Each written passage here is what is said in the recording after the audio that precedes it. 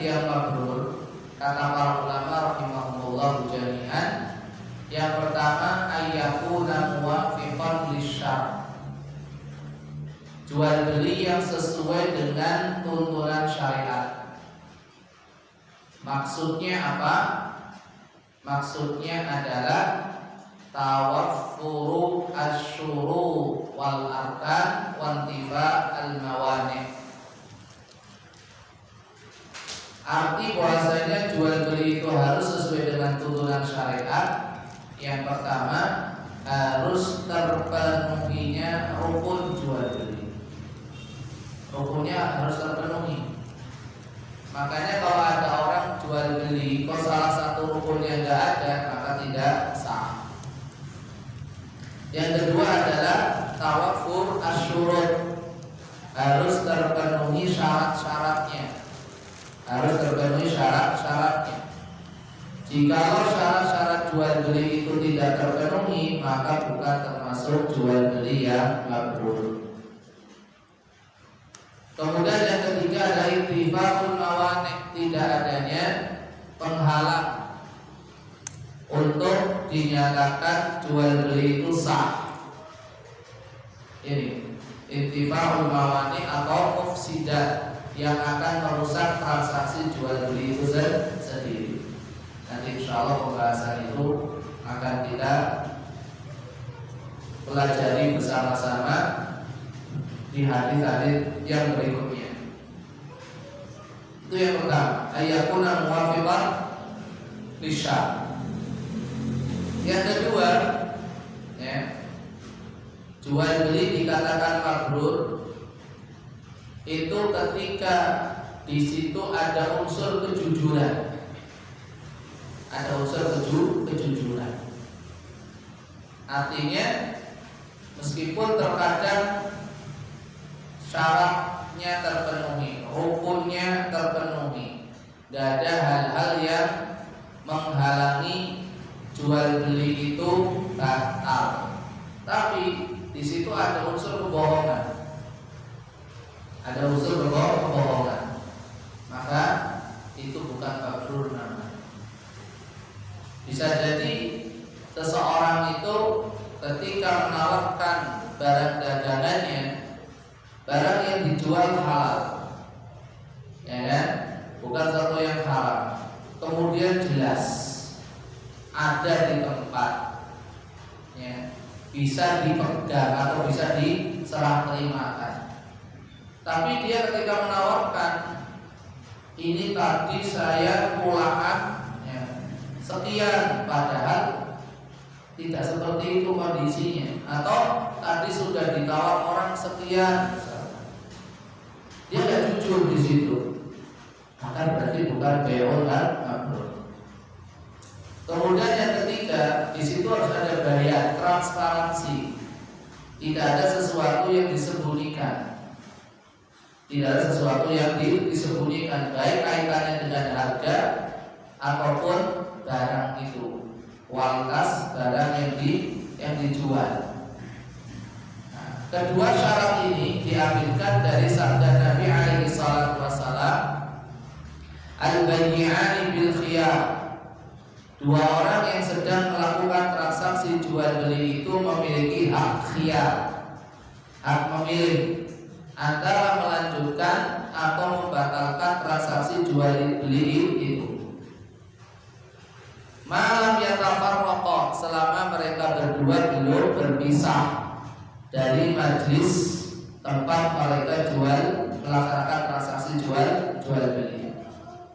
Kemudian Rasulullah SAW melanjutkan, wa in sadaqa wa bayyana burika lahuma fi bai'ihima. Apabila mereka berdua bersikap jujur, berlaku jujur, burika wa bayyana, yang kedua, dan transparan, tidak ada penipuan, tidak ada yang disembunyikan, burika lahuma fi bai'ihima, maka transaksi jual beli mereka akan mendapatkan keberkahan. Tapi sebaliknya, wa in kadzaba wa katama muhim muhiqat barakatu baihima. Tapi kalau keduanya itu dusta atau mereka menyembunyikan sesuatu yang seharusnya dijelaskan, ditampakkan, maka muhiqat barakatu baihima, jual beli mereka berdua itu dicabut keberkahannya, dicabut keberkahannya. Makanya ikhwatul Islam wa fiddin rahimahullah wa jami'an, syarat as-sidq ini, kejujuran ini berarti harus betul-betul kedua-duanya jujur. Karena seorang penjual yang jujur dapat dipercaya itu kelak di surga bersama para nabi dan rasul alaihi wassalam. Kejujuran ini penting. Ya. Kemudian yang kedua, transparansi, jangan ada penipuan. Ya. Karena Nabi sallallahu alaihi wasallam bersabda, "Man ghasyana falaysa minna." Barang siapa yang menipu kami berarti dia bukan termasuk orang-orang yang mengikuti jalan kami, bukan termasuk golongan kami.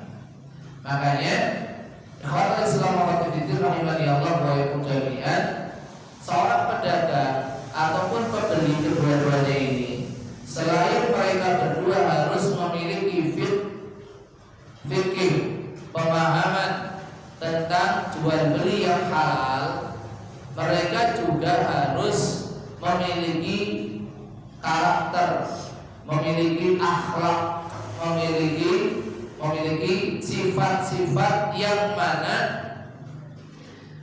akan membawa keberkahan atas transaksi jual beli yang mereka lakukan. Dan ini bukan hanya penjual saja yang dituntut, pembeli pun demikian.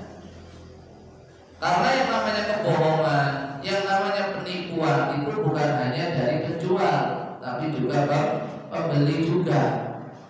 Makanya sekali lagi ada dua sisi, yaitu fikih untuk mengetahui halal dan haramnya transaksi tersebut. Yang kedua adalah tentang sikap, akhlak untuk menentukan keberkahan, kemakruhan dari jual beli. Makanya Nabi SAW tidak mengatakan wa kullu bai'in halalin, enggak. Ya, wa kullu bai'in halalin, enggak. Atau kullu bai'in sahihin, tidak, tapi kullu bai'in mabrur, yang betul-betul statusnya itu baik. Ini ikhwatul Islam wa fiddin rahimahullah wa jami'an, ini hadis yang pertama yang ada di dalam bab al-buyu'. Kemudian hadis yang kedua,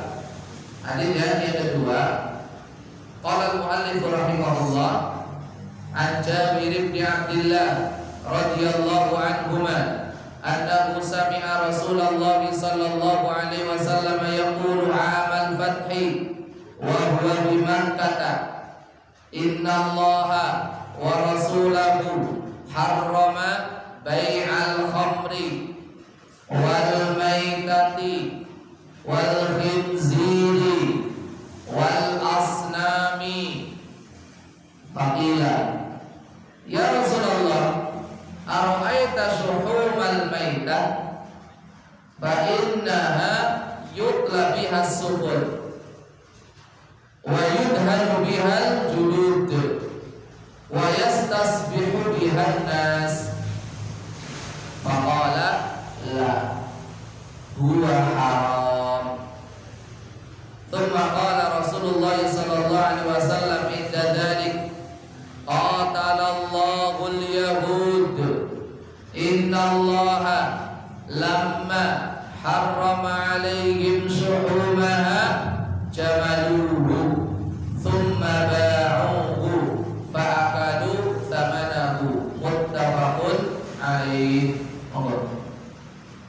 Dari Jabir bin Abdullah radhiyallahu anhu bahwasanya dia telah mendengar Rasulullah SAW bersabda di Mekah tahun kemenangan, sesungguhnya Allah Subhanahu wa taala telah, dan Rasulnya, Allah dan Rasulnya telah mengharamkan menjual minuman keras, kotor, bangkai babi dan berhala. Lalu itu disebut berhala, patung, bukan ini, patung. Ya.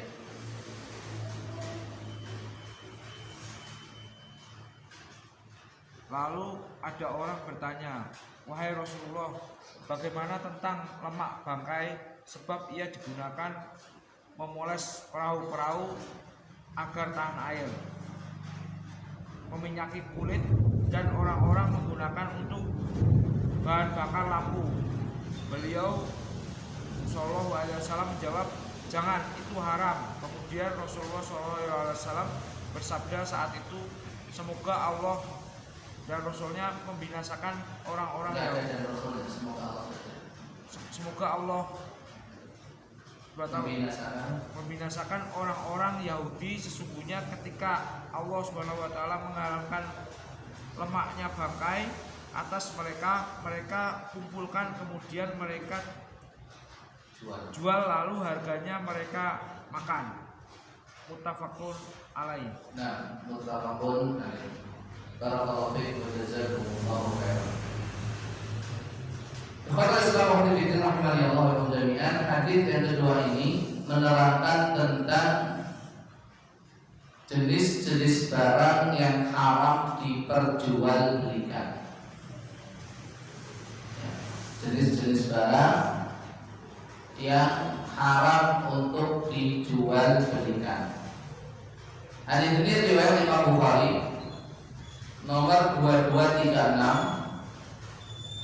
dan Imam Muslim nomor 1581 rahimahullah jami'an. Dari sahabat Jabir bin Abdullah radhiyallahu anhu jami'an.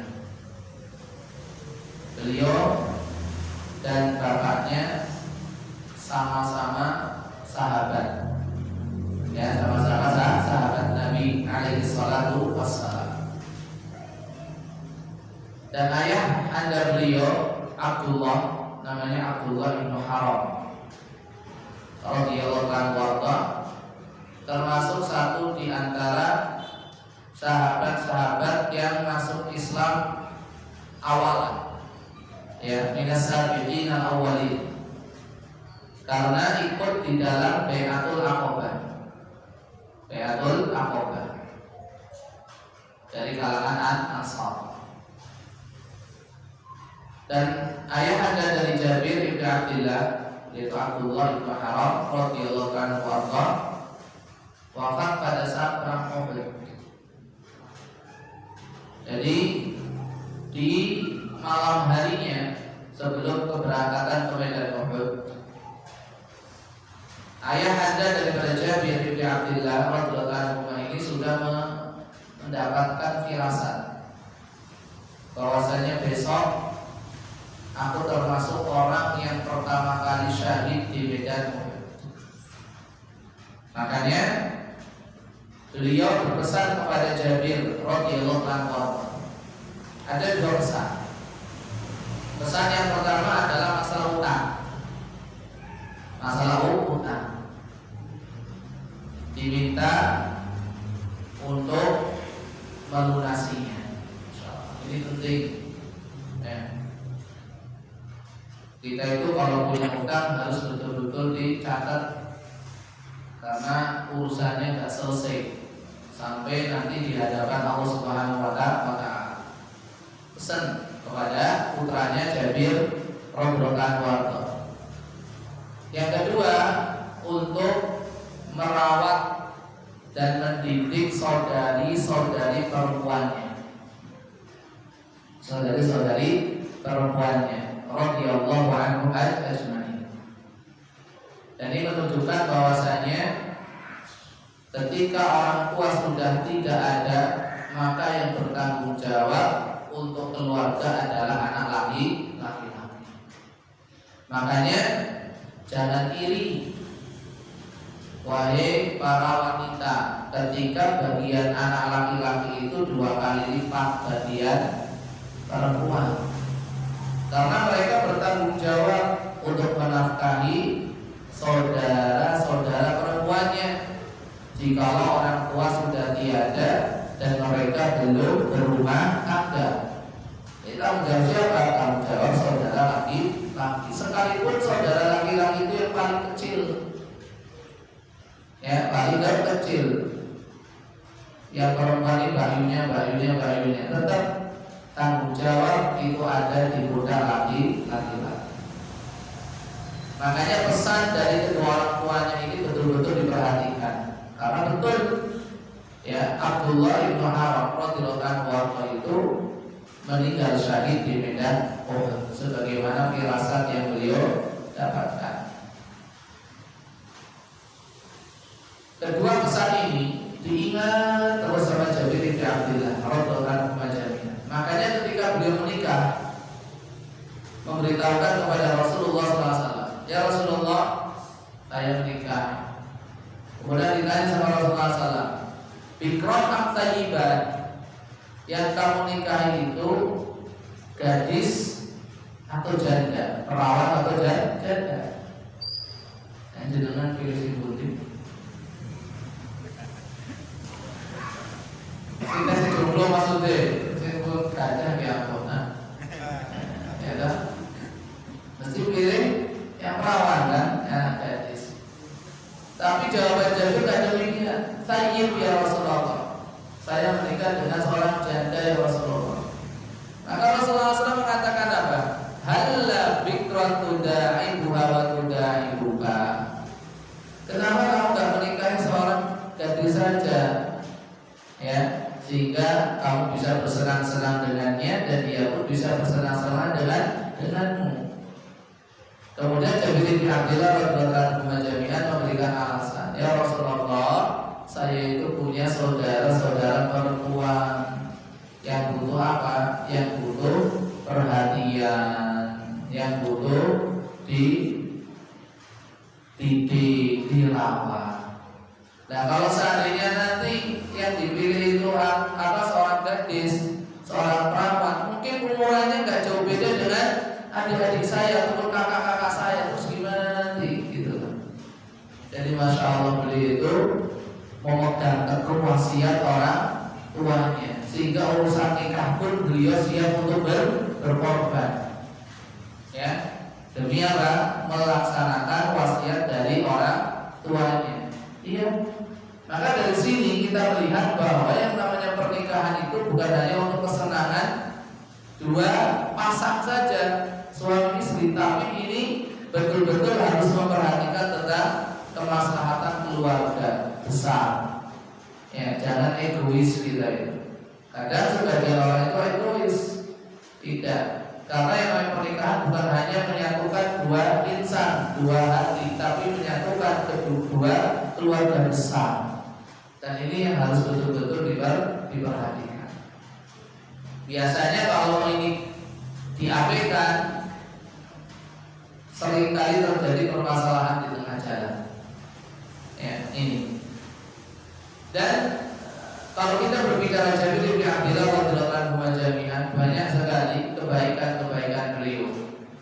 Tapi ada satu momen yang patut kita jadikan teladan.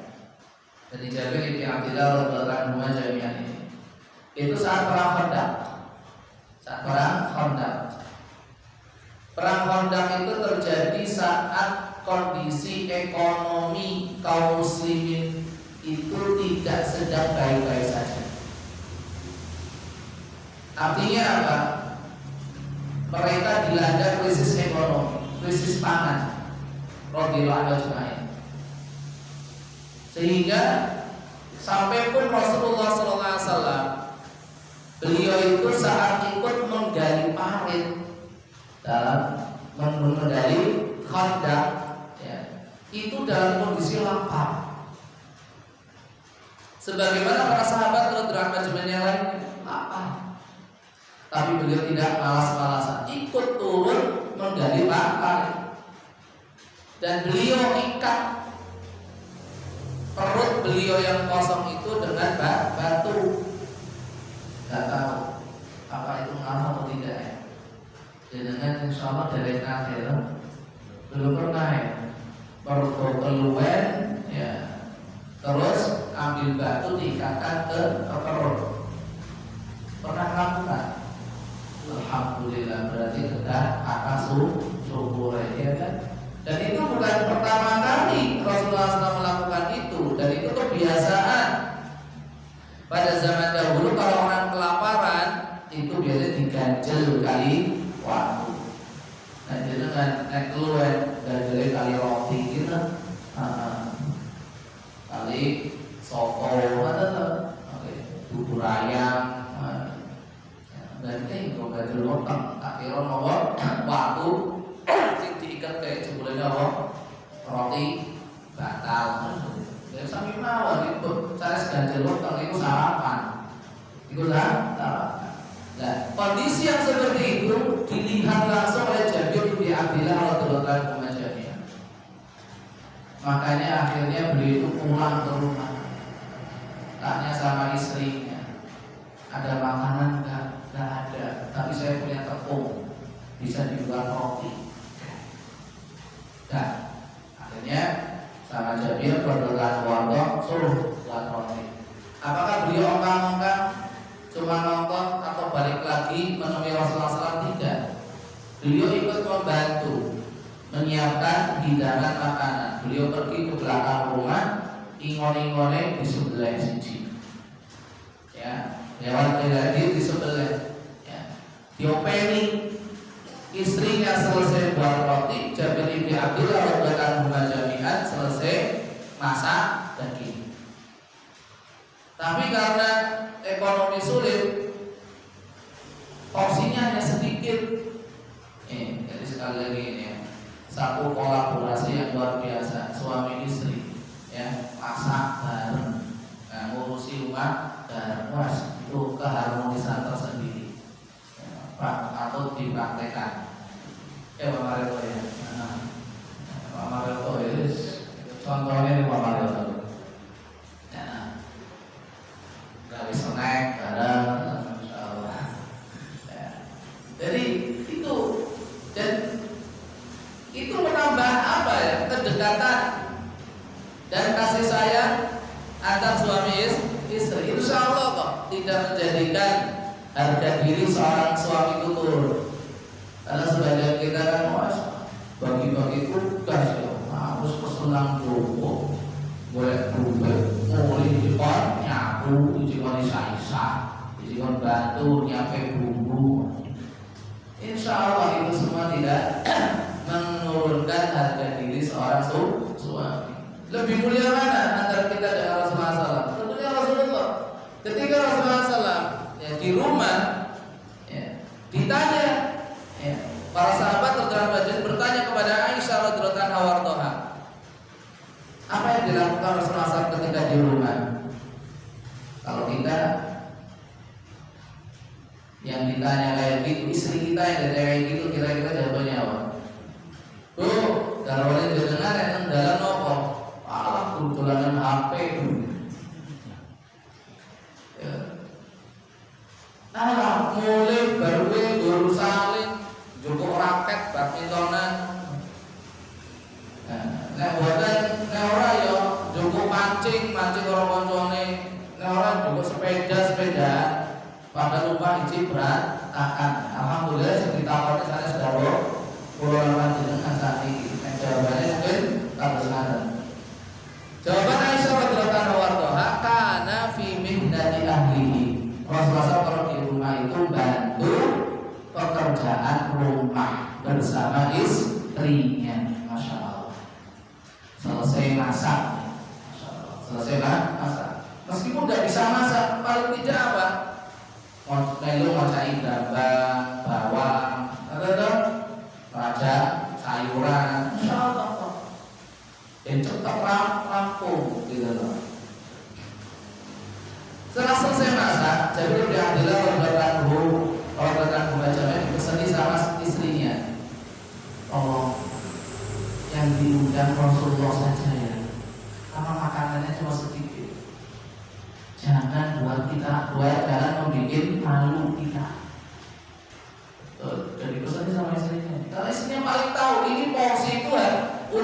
Berapa orang tahu? Pokoknya Rasulullah SAW. Betul, datang lagi ke penggalian parit sesuai dengan instruksi ibu negara. Biasanya awet dia melu-melu, ya kan? Ikut toko sing dipeseni kalau darurat ya kan, gitu kan? Iya, biasanya kita diatur sama istri. Gak apa-apa sekali-kali bikin ya. Nah, didekatin Rasulullah SAW, dibisikin ya Rasulullah. Dengan dipun aturi tenggang, putih damel ke mungkin panjenengan Rasul. Sudah ada itu. Rasulullah. Tapi apa? Rasulullah SAW kemudian malah ngumumin, wahai para sahabat, Jabir ibni Abdillah masak besar buat kita, ayo kita makan.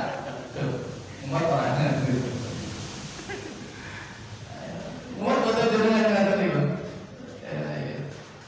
Dan ini merupakan apa?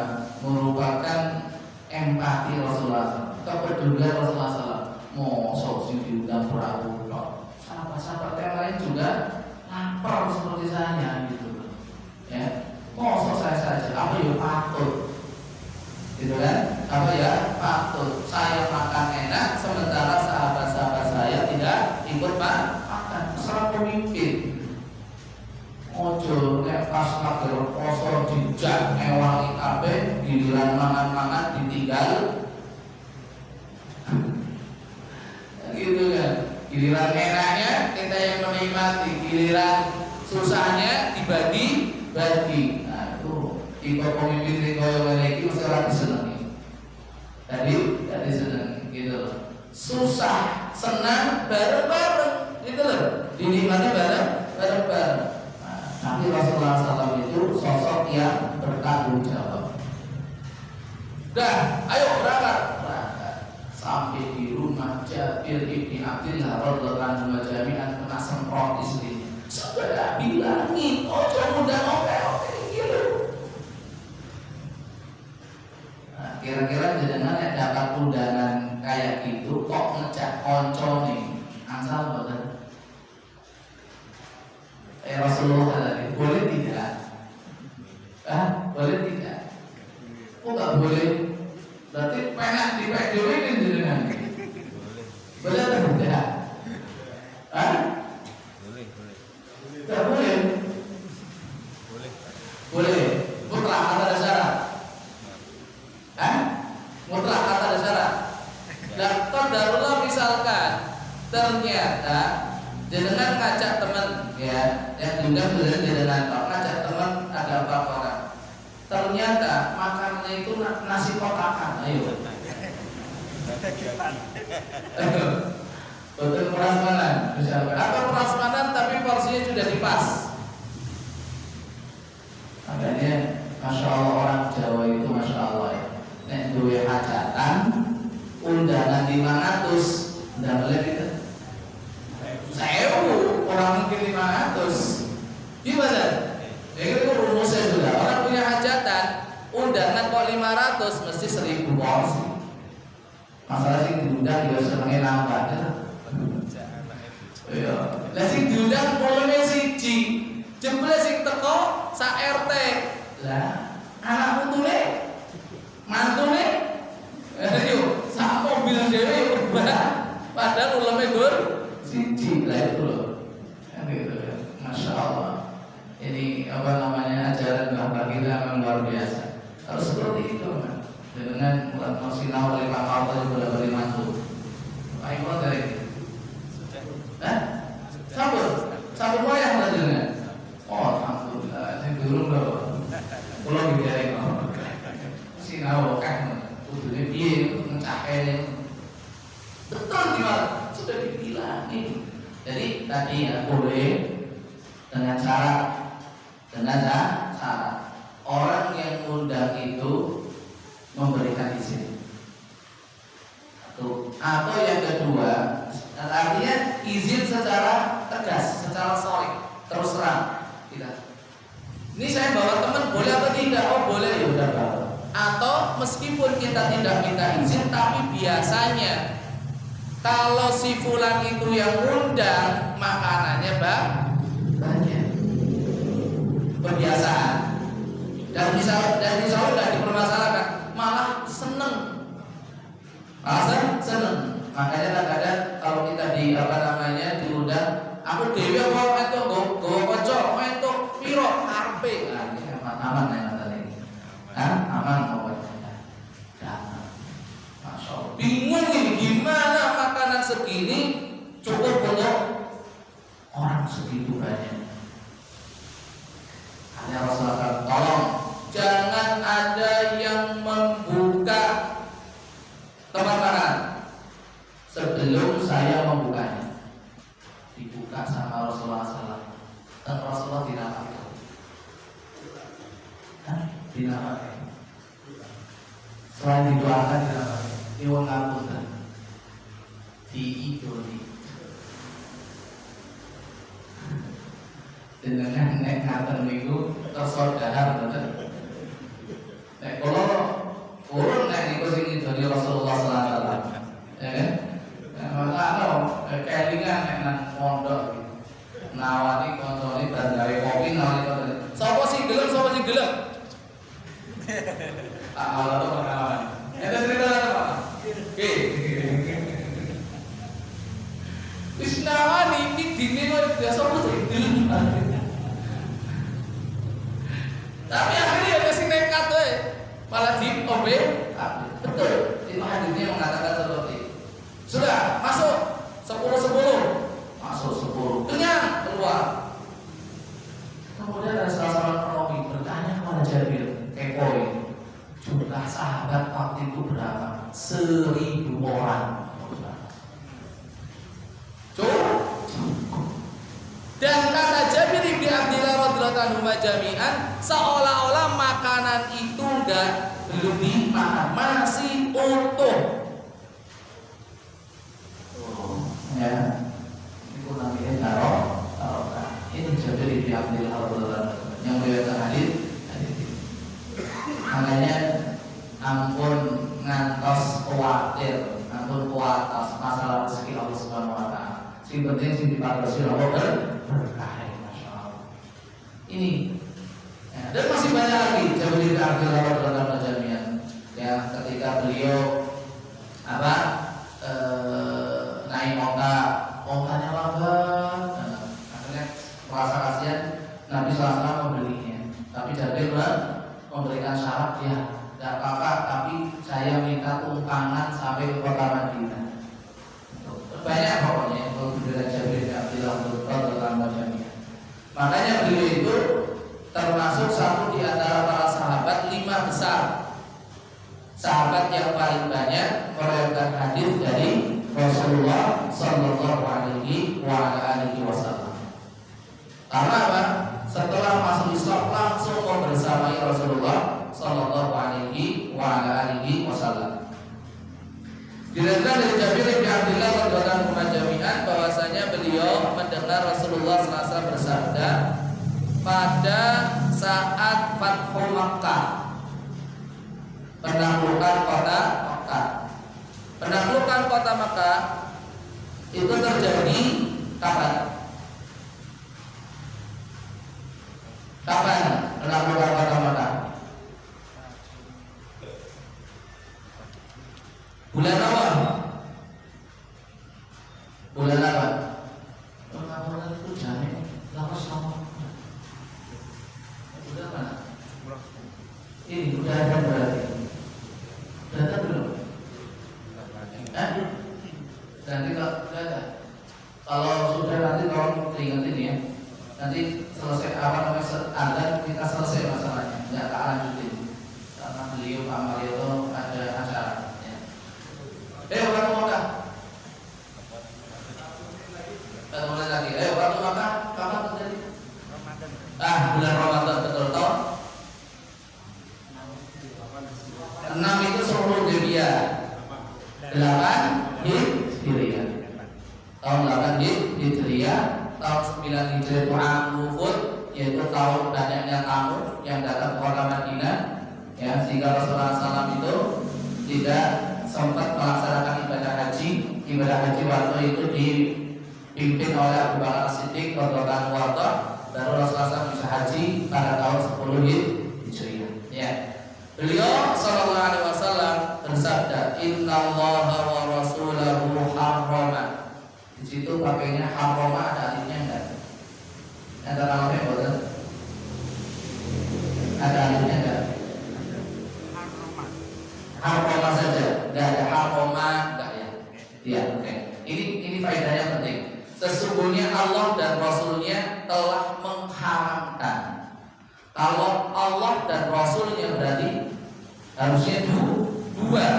Yang pernah belajar bahasa Arab, harusnya kata kerjanya harroma, ada alifnya. Sesungguhnya Allah dan Rasulnya keduanya telah mengharamkan. Tapi kenapa di sini pakai kata kerja satu orang, harroma, telah mengharamkan?